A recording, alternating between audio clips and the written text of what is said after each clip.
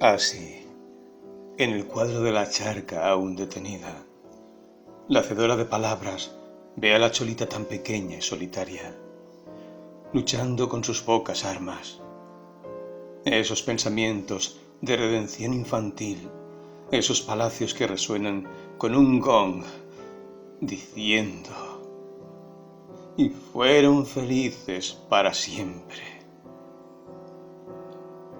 La ven jugándose las lagrimitas después de recordar cómo papá le arrebató.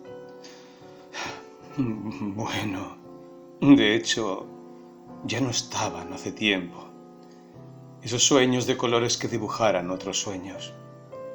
Esos lápices que con su delgada punta, como el pico de un pájaro mágico, podían echar sobre el papel gorjeos rojos, azules, amarillos, ángeles de grafito, nubes y soles violetas como la tristeza cuando disfraza al sol con su cortina de presagios.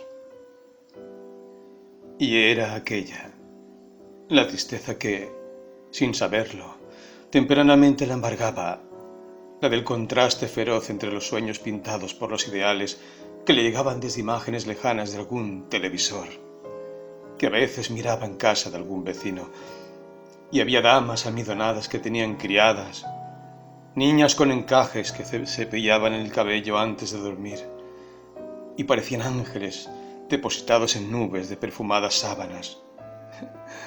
Y ella, en esa cama que ya le hacía doler la espalda, porque los tablones estaban medio rotos, y los clavos salidos, y el colchón, bah, eso era una especie de goma espuma vieja que ni funda tenía. Veces la tiraba al piso para no sentir cómo se le clavaban los tablones viejos.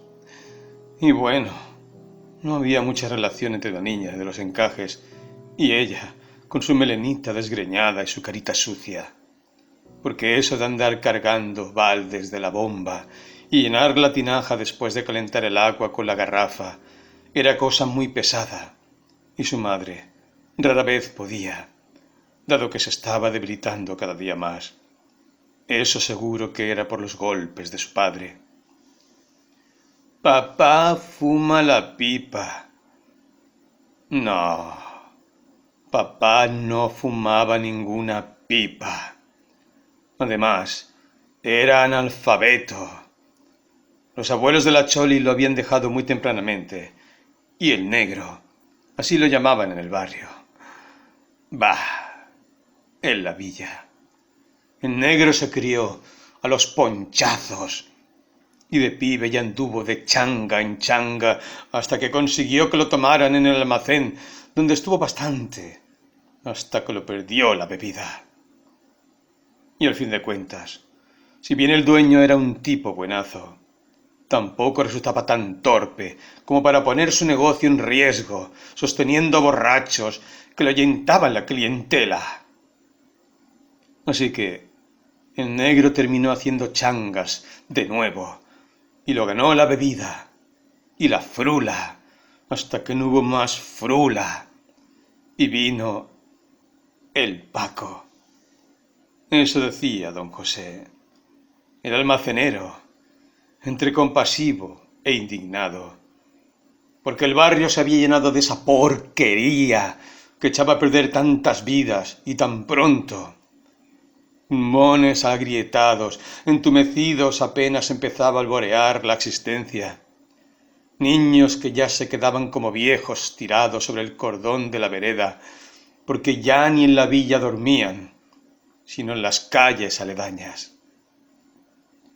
Así las cosas, mientras la rebosante niña de la pantalla despertaba con un suave aleteo de brisas en las cortinas de encaje, y la criada le servía en tacita de porcelana un té con leche y una porción de algo que bien podía ser una tarta de frutilla y algún zumo también.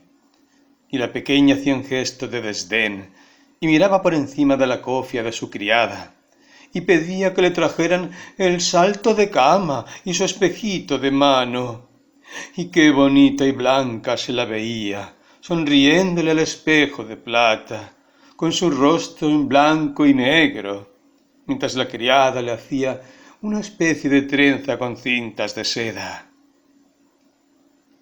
Mara, de algún modo se lo había explicado. Son generaciones. Ya se han juntado más de 3 generaciones de desocupados. Y allí está el desafío. Estamos ante una nueva realidad, la de los desclasados, no los descamisados, como pensaba Evita. Ellos eran pobres. Estos son los invisibles del presente, los indigentes. No son considerados siquiera dentro de lo que se entiende como gente común. Es allí donde radica el mayor de los desafíos, y en este punto las villas son nuestro campo de acción. Nuestro. ¿Por qué esa necesidad de hablar siempre en plural? ¿Qué clase de imperativos había metido tan adentro de aquella hermosa criatura, con ideas aéreas? Aquella Mara, con la que solía pasear por el botánico, juntas, tan juntas, en los días primaverales.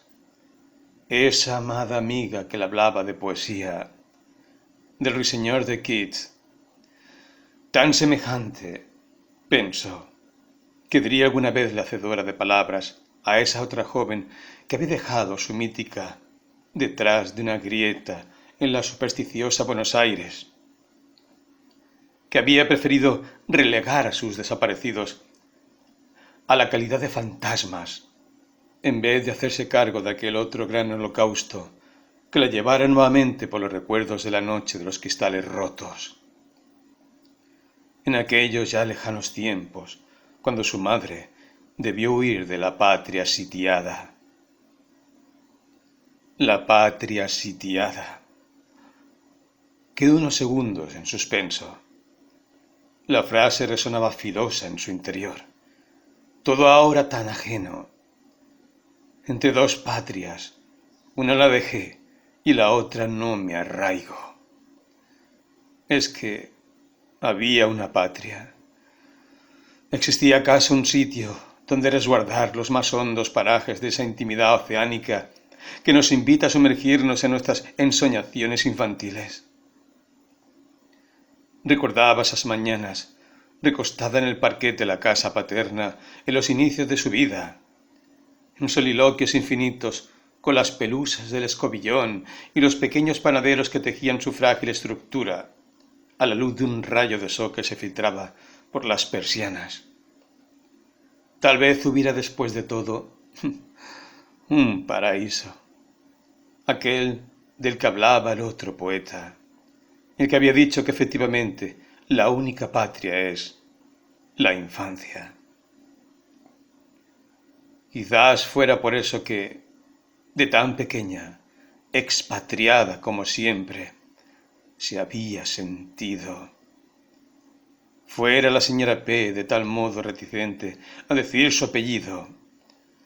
¿Quién sabe de esos espacios y tiempos no vividos? ¿Quién puede asegurarnos dónde principia o acaba la línea entre la memoria y la vida presente? Sin duda era un temor ancestral que ahora se había vuelto una fobia, una especie de manía persecutoria, tal como los ruidos y la serpiente eléctrica que vibraba desde un submundo de tuberías bajo la pimotea, esos fantasmas que llegan inespecíficos a relatarnos con fragmentos lo que por generaciones no se ha podido llorar, o lo que es peor aún, ni recordar siquiera. Terror a ser observada y en el fondo a ser capturada por alguna casta oculta.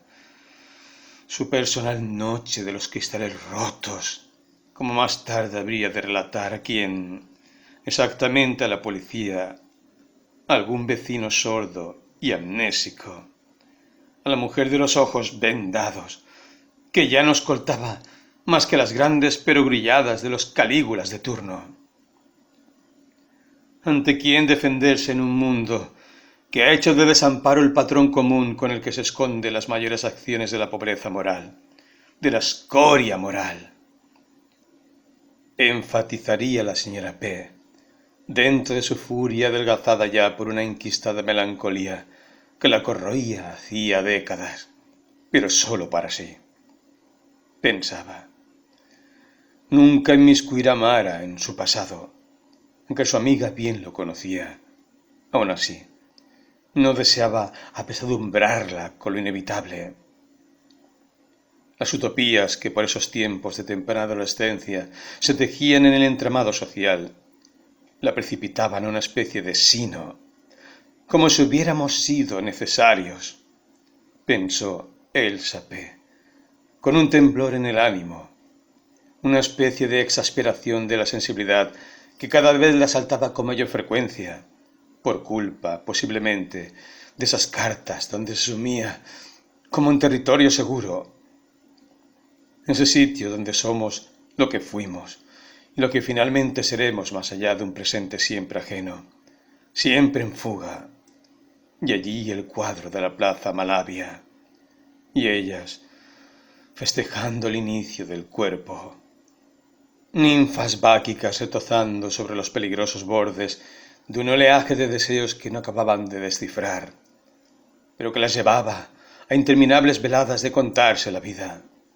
de jugar con los límites, de rozarse los labios y semidesnudas ir descubriendo con sus manos el contorno de aquellas, las formas que ya comenzaban a insinuar su potestad de mujeres.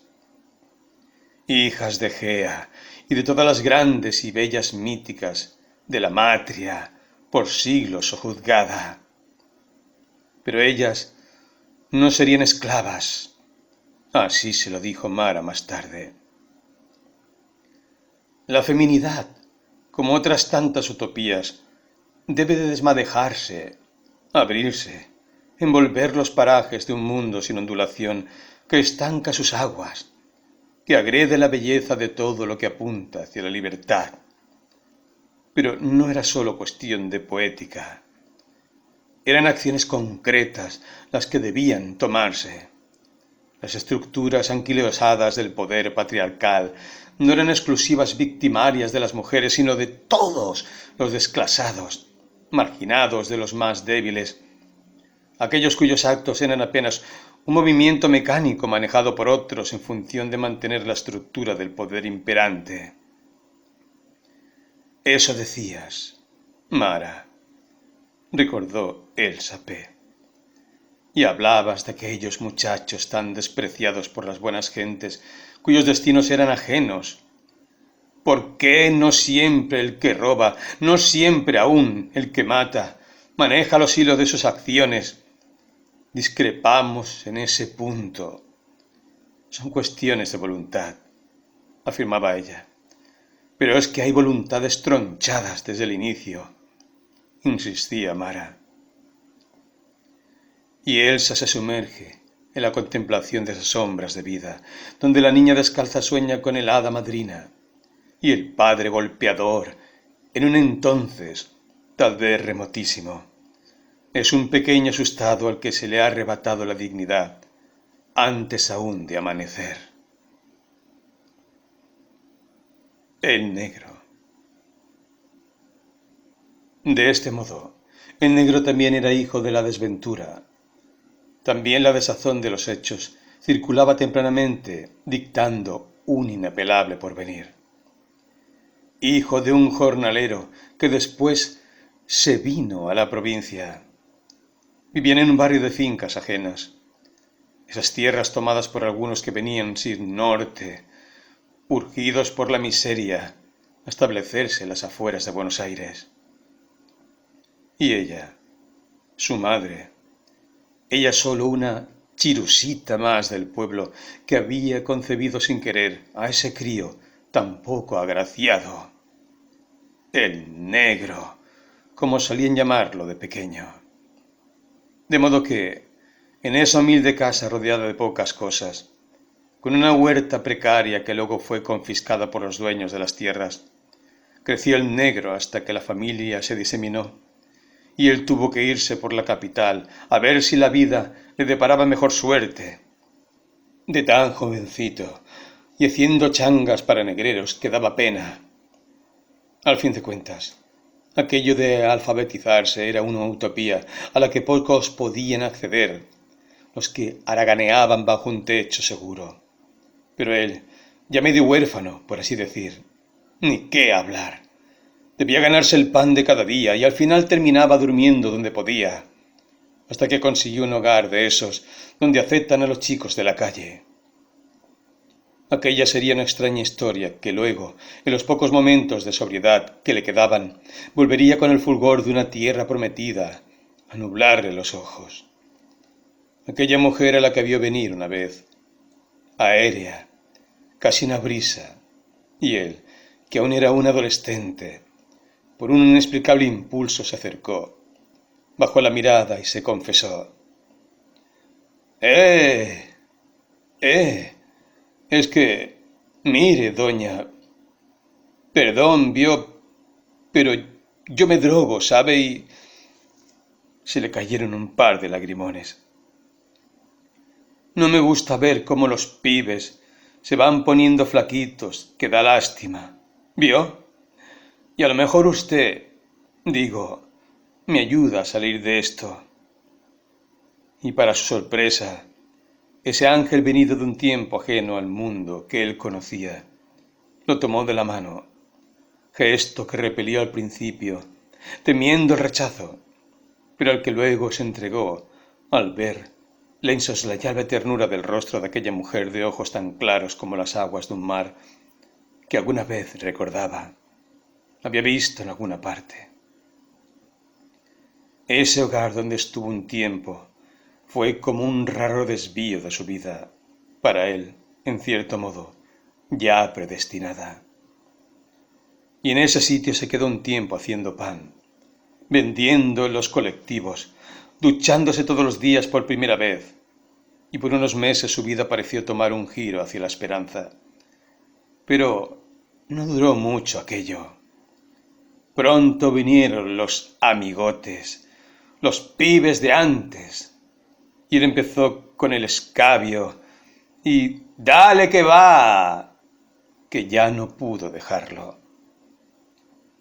Así el negro fue volviéndose cada vez más resentido. Eso le había dicho Mara. Resentimiento de clase. Así sucede cuando la comparación con los otros muestra la evidencia de la injusticia. Entonces, estas almas aparentemente simples comienzan a sentir que son parte de una horda de pordioseros, como una tribu que debe unirse en el odio común hacia el prójimo, sin notar que ese mismo puñal, un buen día, los asestarán contra sí mismos.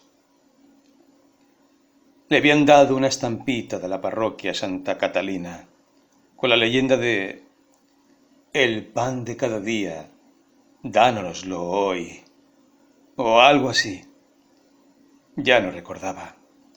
Tirado en la vereda de la calle Cardoma, mientras espantaba moscas inexistentes, o tal vez no, diciendo «Así no quiero yo, con el negro nadie se mete». Y reía y espantaba fantasmas o transeúntes que lo miraban con indiferencia y recelo. Algunos incluso se cruzaban de calle.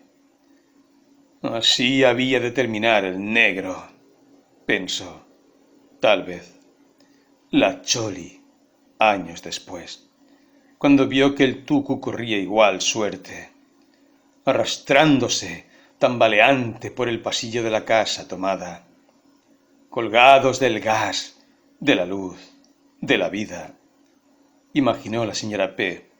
que le habría dicho la ilusa de Mara, sin entender la delicada línea que separa la desesperación de la catástrofe, de estas sombras de vida que habían de terminar como lóbregos personajes del bosco, allá en el fondo, escabeando al compás de aullidos desafinados, mientras al grito de guerra de ¡Ea! ¡Ea!, las botellas, en las noches más sórdidas, volaban por el aire como misiles de la miseria que el tucu quería hacer estallar contra la cabeza de la humanidad. Una humanidad a la que no pertenecía, a la que nunca habría de pertenecer, ya, y aquello lo sabía.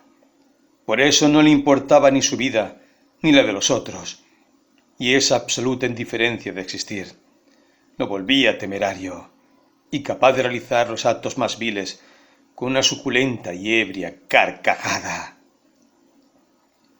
Así las cosas, en esos últimos tiempos, y Elsa P. sometida, maniatada, amurallada por los fantasmas reales y supuestos, el muro de las vidas que en sombras iban minando toda luz de sus memorias, obligándola a renunciar a sus ritos más íntimos, como salir a la aireada calle simplemente a mirar el ancho cielo, esas calles de casas bajas y coloniales que le relataban una historia por completo distinta a la que sobrevivía paredes adentro, después de cruzar ese pasillo del infierno, donde recordó, hacía no más de un año, había estado sembrado de sangre por los viles puños de los monstruos que ella debía padecer, más allá de su voluntad, y que se le figuraban una reencarnación bastarda de aquellos rubios soldados que destruyeran con palos las vidrieras de las ventanas en la memorable noche de los cristales rotos,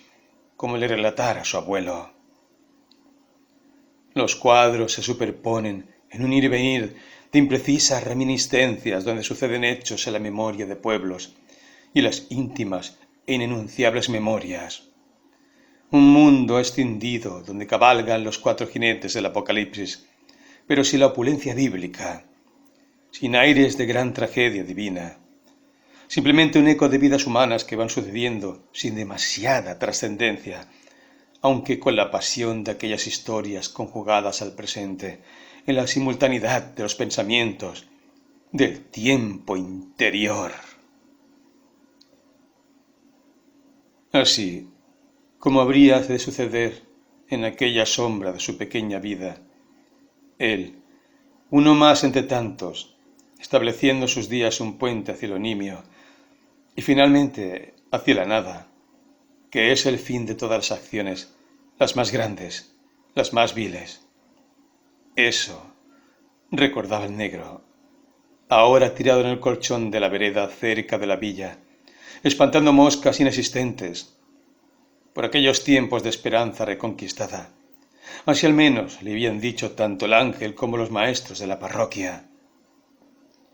Héroes también que jamás serían coronados por la fábula de las épocas de oro, ni los laureles de los imperios, con ternura tal vez, con un exceso de puerilidad, le habían dado esa estúpida estampita con la imagen de un Cristo agonizante. Todo para que los pasajeros constataran que era un muchacho de esos que los buenos cristianos acostumbraban a redimir en sus parroquias, y aunque detestaba la mirada lastimosa cuando depositaba la ofrenda sobre la falda o la mano de los pasajeros, eso claro, si no lo repelían. Aún así, sabía que era la única forma de que le dieran unos mangos, y él pudiera volver y subsistir en el hogar con sábanas limpias, y ducha, y comida caliente. Pero el precio de la humillación le pesaba en exceso. Recordaba cuando, antes de que lo echaran del campito, de ese rancho donde vivía ya por la zona del Viso, su padre y la chirusa, es decir, la madre, plantaban a orillas de la ruta los tablones con taburete y allí ponían su cosecha. Tomates, lechugas, zanahorias y en ocasiones hasta alguna sandía que habían podido cosechar con mucho esfuerzo. Pero lo que más abundaba eran las papas, esas crecían fáciles. Los autos pasaban raudamente, muy pocos se detenían, pero algunos sí, y él, que estaba al fondo, los veía tomar la mercadería con desconfianza, aunque en ocasiones te miraban comprando, y eso les bastaba para algunas cenas abundantes. Un asadito de vez en cuando, y por esos ínfimos momentos podía decir que veía a sus viejos felices, algo ebrios, pero bailándose algún chamamé o lo que fuera, al compás de la radio en transistores, y él festejaba, aplaudiendo o se unía a la noche festiva. Pero aquello era tan esporádico que sólo le quedaban reminiscencias imprecisas. Lo que sí recordaba eran esas caras fruncidas que miraba los nobles cajoncitos de madera, inspeccionando la mercadería no fuera cosa que estuviera abichada y eludía las manos ásperas y terrosas de sus padres. Por lo general, solían dejar las monedas sobre el tablón de madera. Metían la mercadería en el baúl y se iban lo más rápido posible. Él ya sabía entonces del asco que suscitaba la mugre inevitable de la pobreza, de las ásperas manos campesinas y sus ojitos de niño brillaban con un sombrío rencor hacia aquellos elegantes señores que le habían hecho el favor de arrojarle monedas como comida a los chanchos del chiquero. Y estas cosas pasaban por su cabeza cuando casi imploraba a los colectivos que le compraran esos pancitos y facturas caseros, bien caseritos, y todo el verso que ya repetía mecánicamente. Pero no iba a durar mucho aquello. No avizoraba esperanza alguna, como le habían dicho los maestros de la parroquia. Que Jesús ni mala muerte me van a venir a contar estos chupaccirios. Después de todo, era un pibe astuto y bien conocía ya las leyes de la calle. Mucho mejor tajada podría sacar que vendiendo o mangueando con los curros que los amigotes le habían contado. Y el horno ya no estaba para bollos, se dijo.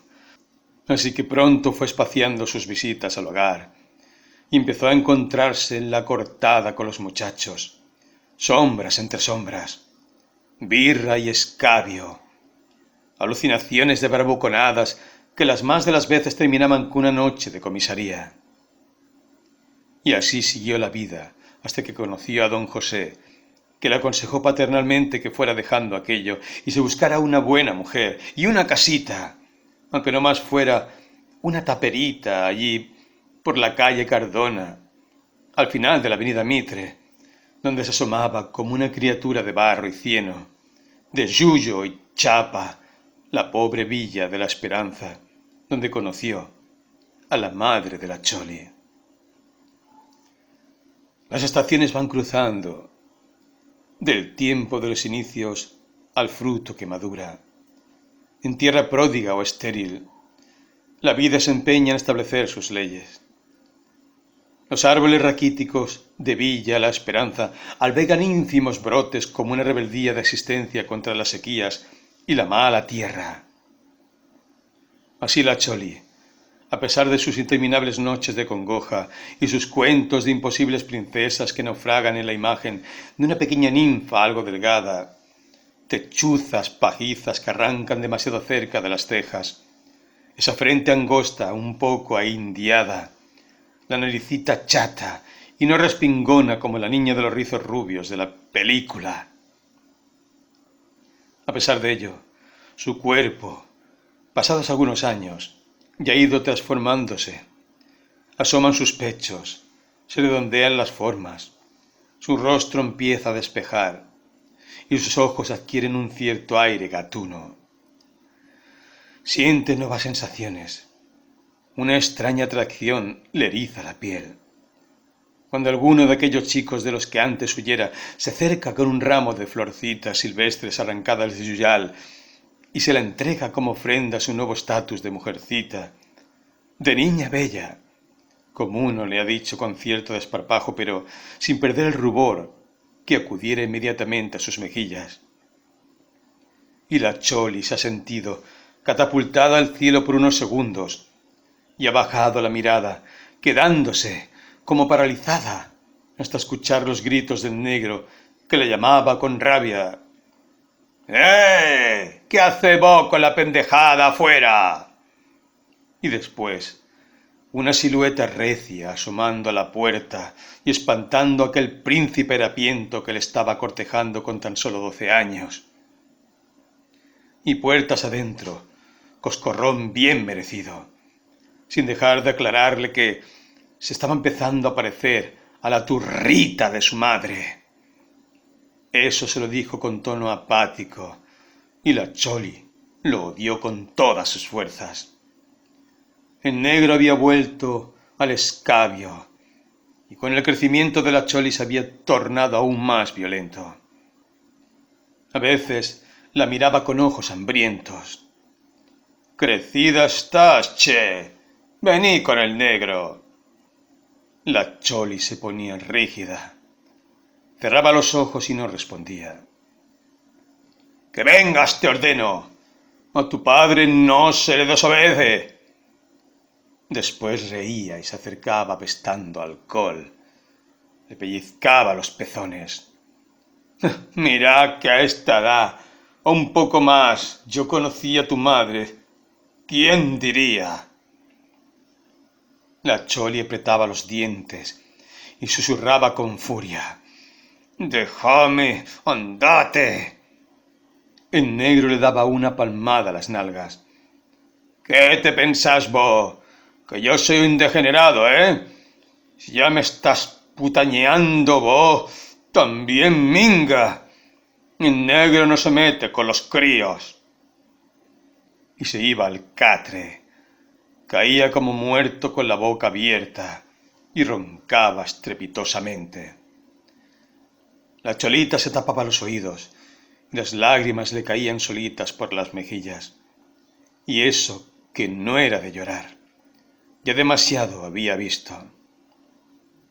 Entonces, aquellas flores silvestres quedaban suspendidas en el cielo de nunca jamás, como un país al que quisiera ir para no retornar. Las florcitas silvestres como un ínfimo sol en la oscuridad de su recién estrenada adolescencia. Mas como era de esperar, dado el estado del negro, los episodios de violencia iban en ascenso. Don José ya se estaba cansando de sus aires rudos que le espantaban a la clientela, y un día se lo dijo. Que ya así no podía seguir en el almacén, que se lo había advertido varias veces, que recordara que él mismo lo había resguardado en sus malos momentos, y aun así, con mujer e hijos, no había podido aprender que la vida es algo más que tirarse en el catre a escabiar y dar puñetazos, que en fin, estaba tirando su vida por la borda, y que ya no le toleraría más en esos desplantes, porque así, él, don José, hombre trabajador y tranquilo, también corría riesgo de terminar en la calle, que se quedaría sin clientes por culpa de su conducta. Y el negro lo miró socarronamente y le dijo que se metiera a su almacén, en donde ya sabía que lecciones a él nadie le daba, etcétera, etcétera. Y cómo había sido que volvió a su casa peor que nunca. Tenía los ojos turbios y una sonrisa que daba miedo. Los vecinos apartaron al verlo. Conocía sus arranques de furia. Eran explosiones de violencia, un loco a punto de cometer un crimen. Sacaba la navaja y reía. «A ver, guachos, ¿quién se mete con el negro?